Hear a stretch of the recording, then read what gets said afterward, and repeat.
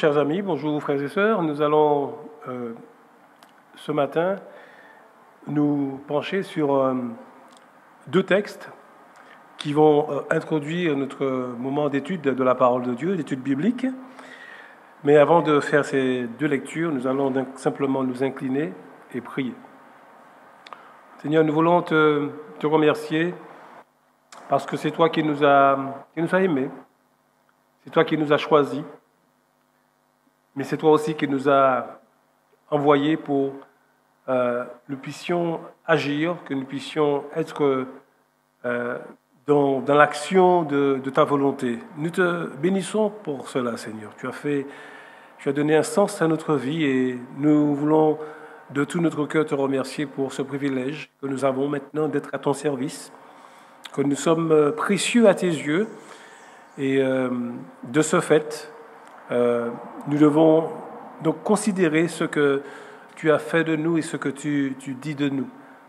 Alors merci donc pour cette parole que tu nous as laissée et qui atteste et vraiment que tu nous aimes et que tu prends soin de nous. Sois glorifié et sois loué dans le nom de notre Sauveur Jésus. Amen. Le premier texte que nous avons se trouve dans Matthieu chapitre 22. Matthieu chapitre 22. Et il est question des pharisiens qui vont interpeller donc le Seigneur Jésus sur une question bien sûr essentielle. Une question qui est en rapport premièrement avec Dieu, et puis une question qui est en rapport avec les relations que nous pouvons avoir les uns avec les autres. Dans le chapitre donc, 22 de Matthieu, au verset 39, nous pouvons lire un petit peu avant. Il nous est dit au verset 36, « Maître, quel est le plus grand commandement de la loi ?» Donc ce sont les pharisiens qui posent la question, « Maître, quel est le plus grand des commandements ?» Et bien sûr, donc Jésus va leur répondre. D'abord, il leur dit, « Tu aimeras le Seigneur ton Dieu de tout ton cœur, de toute ton âme, de toute ta pensée. » Et le deuxième commandement, il le dit, le voici, « Celui qui est semblable, tu aimeras ton prochain comme toi-même. » Et voici le second, dit Jésus, qui lui est semblable au premier. « Tu aimeras ton prochain comme toi-même. » Et ce matin, j'aimerais m'arrêter sur ce deuxième commandement qui est semblable au premier, puisqu'il s'agit d'amour pour Dieu, mais d'amour pour le prochain. Nous allons donc tout à l'heure, dans quelques instants, nous attarder donc sur ce passage, mais lisons notre deuxième passage dans le livre des psaumes, le psaume 27, qui est toujours aussi dans la même continuité de la même pensée, verset donc chapitre 27, le psaume 27, au verset 10, il nous a dit « Car mon père et ma mère m'abandonnent, mais l'Éternel me recueillera. » Mon père et ma mère m'abandonnent, mais l'Éternel me recueillera. Donc nous allons d'abord nous arrêter, comme je le disais, sur les propos de Jésus, qui doivent bien sûr nous interpeller sur l'importance à la fois d'aimer Dieu, de donner bien sûr la priorité à Dieu, mais également d'aimer son prochain, d'aimer l'autre comme nous-mêmes.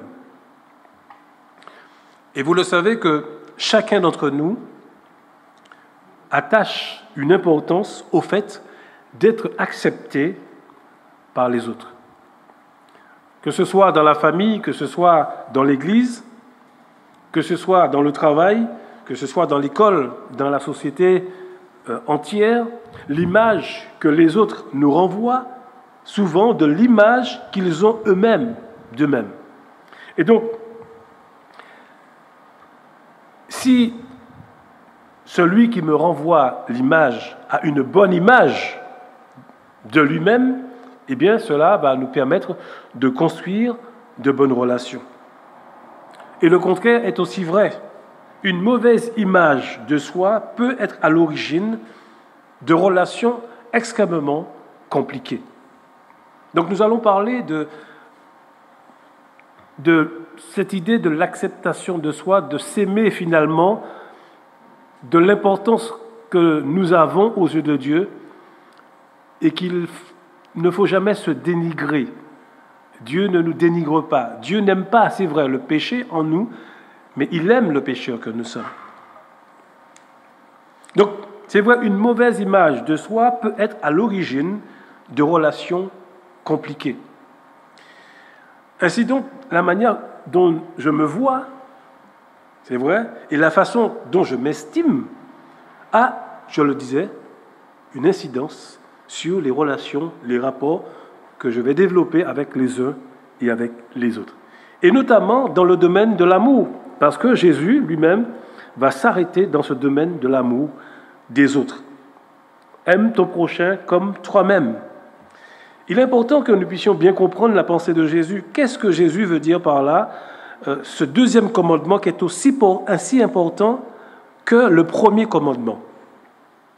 Alors, il y a une parole, l'apôtre Paul, essayons de comprendre la parole aussi de l'apôtre Paul dans la lettre aux Éphésiens au chapitre 5, Paul dit quelque chose de semblable dans l'épître aux Éphésiens au chapitre 5 au verset 28, quand il écrit aux maris et en disant aux maris d'aimer leur femme. Qu'est-ce que Paul va dire aux maris? Et on rejoint à peu près la pensée de Jésus. Au verset 28, il va leur dire « C'est ainsi que les maris doivent aimer leur femme, comme leur propre corps. Celui qui aime sa femme s'aime lui-même, puisqu'il s'aime comme son propre corps. Car, écoutez bien ce que dit Paul, car jamais personne n'a haï sa chair, sa propre chair, mais il la nourrit, il en a pris soin, comme Christ le fait pour l'Église. Relisons bien ce que Paul dit au verset 29, car jamais personne n'a haï sa propre chair, ce qu'il est, mais la nourrit et en prend soin, comme Christ le fait pour l'Église. Qu'est-ce que veut dire l'apôtre Paul ici? Le passage que l'apôtre Paul est en train d'expliquer aux chrétiens d'Éphèse rappelle de l'importance de l'image, de l'acceptation, on va dire, de soi, de l'estime de soi, on va dire. Et vous savez que nous sommes dans une société, et je sais dans nos communautés, notamment chrétiennes, dans ce monde, l'amour de soi, entre guillemets, pose problème. Parce que l'amour de soi, ou l'acceptation de soi, on peut le dire comme ça, l'estime de soi est mal vue. Pourtant, l'estime de soi, l'amour de soi est un facteur, on va le voir, important pour s'approcher de Dieu. Aime ton prochain comme toi-même. Chers amis, sans ce sentiment, ce juste sentiment de nous-mêmes, de notre dignité, nous sommes exclusivement préoccupés par nous-mêmes. Sans ce sentiment de dignité juste devant Dieu. De plus, la capacité de se mettre au service des autres va présupposer que nous ayons une bonne image de nous-mêmes d'abord. C'est ce que Paul est en train de dire, c'est ce que Jésus aime ton prochain comme toi-même.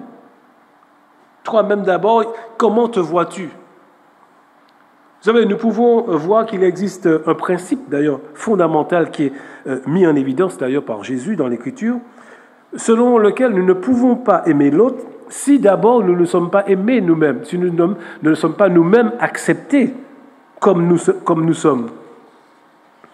Le commandement, en fait, tu aimeras, d'ailleurs dans l'Écriture, va revenir au moins 5 fois dans la Bible. Tu aimeras ton prochain comme toi-même.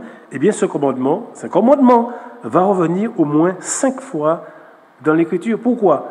Parce que Christ le considère que c'est un commandement important dans la construction d'un individu.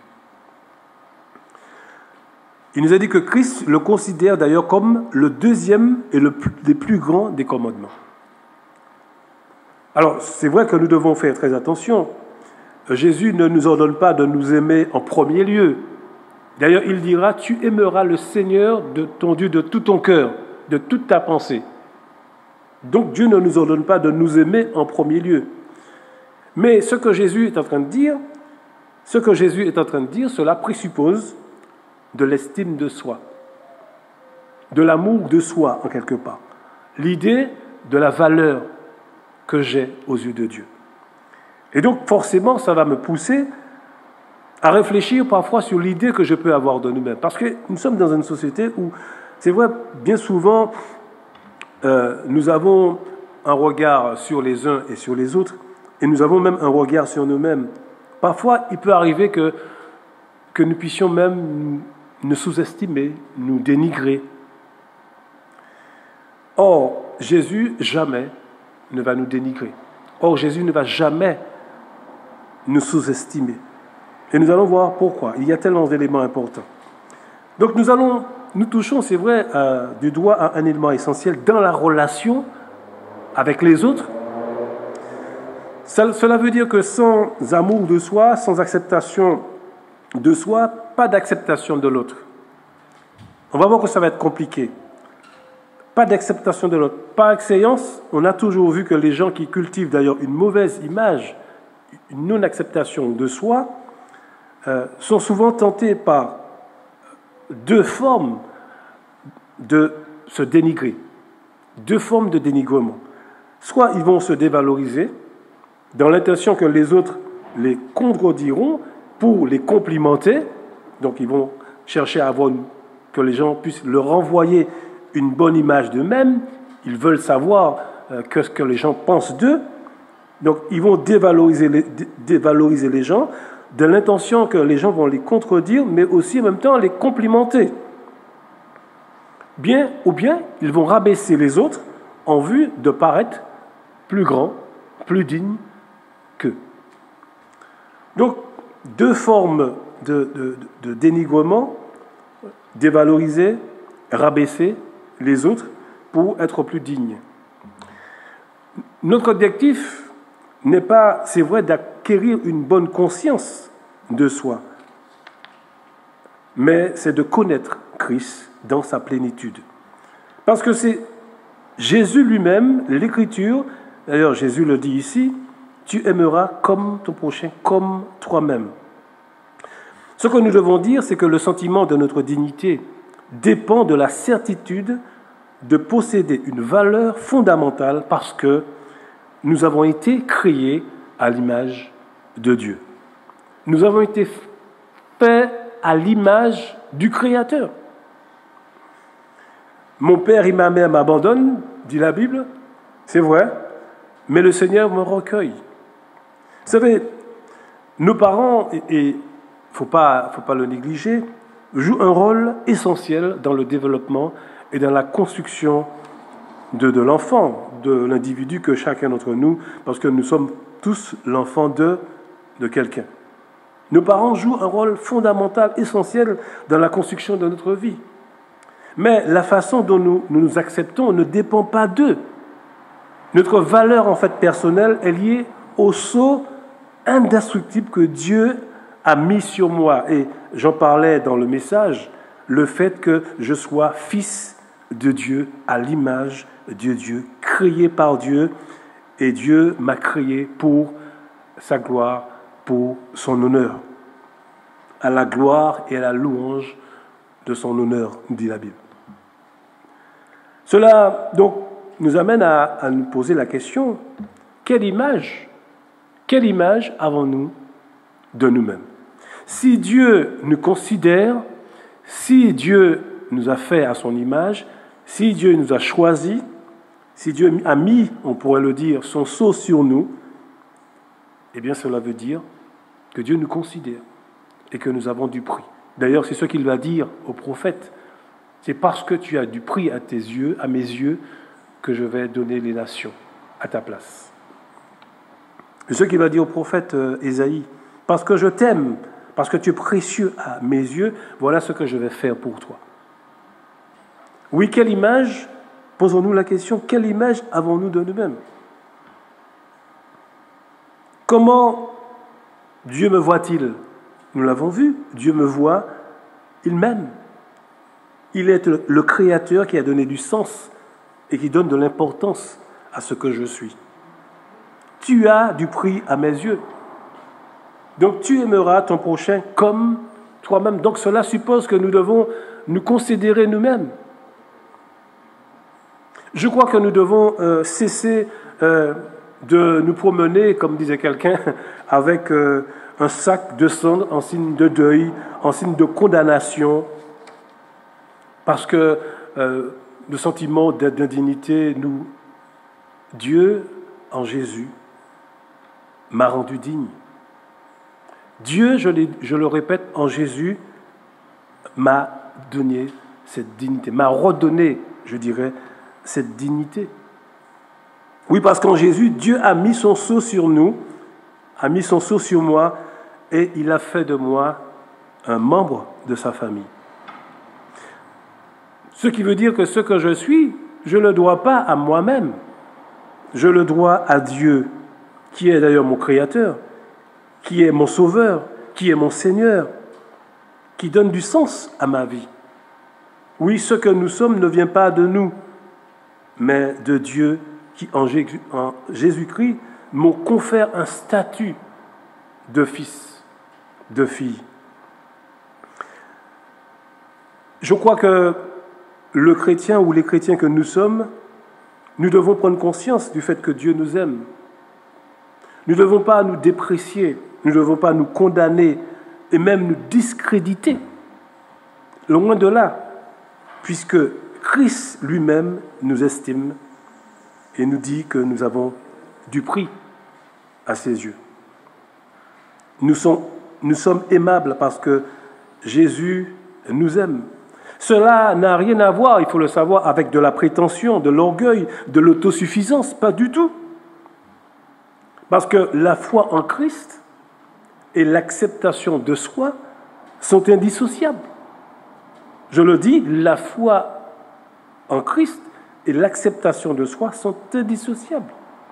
Et Jésus le rappelle dans ce commandement, tu aimeras ton prochain comme toi-même. Et donc, il est important que, en tant qu'enfant de Dieu, en tant que chrétien, je me rappelle de cette vérité-là, de ces vérités, pour construire ma vie de chrétien. Je crois que trop souvent, nous nous sommes laissés arrêter par une question d'image. Notre image, Dieu nous la renvoie. Parce que c'est Dieu qui est à l'origine de toutes choses. C'est Dieu qui a fait de moi ce que je suis et qui dit de moi ce que je suis. Ce ne sont pas les autres.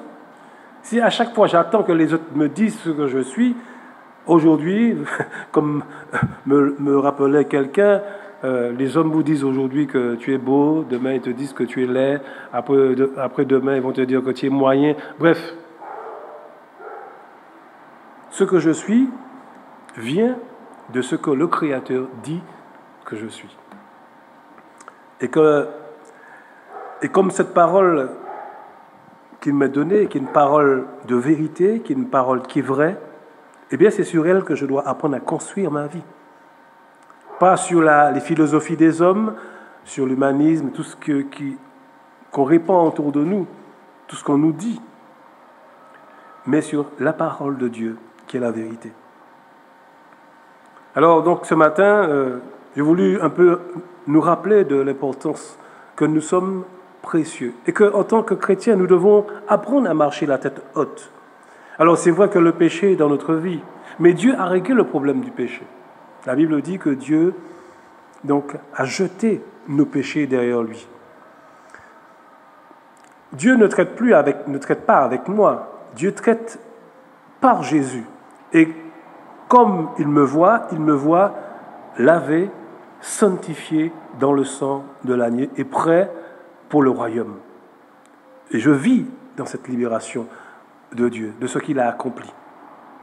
Oui, je suis précieux, et dans ce sens, je dois apprendre en tant que chrétien à marcher la tête haute. Ma fierté ne vient pas de ce que je fais, mais ce que Dieu a fait de moi. Oui, il a fait de moi un individu, et d'ailleurs, David l'a rappelé, oui, je suis une créature extraordinaire, merveilleuse. Mais tout cela, bien sûr, nous vient du Créateur, qui a mis son empreinte sur nous. Et par conséquent, nous lui devons tout, cette reconnaissance. Donc, bénissons le Seigneur, et que cette parole du Seigneur qui rappelle aux pharisiens que c'est vrai, aimer Dieu, c'est important.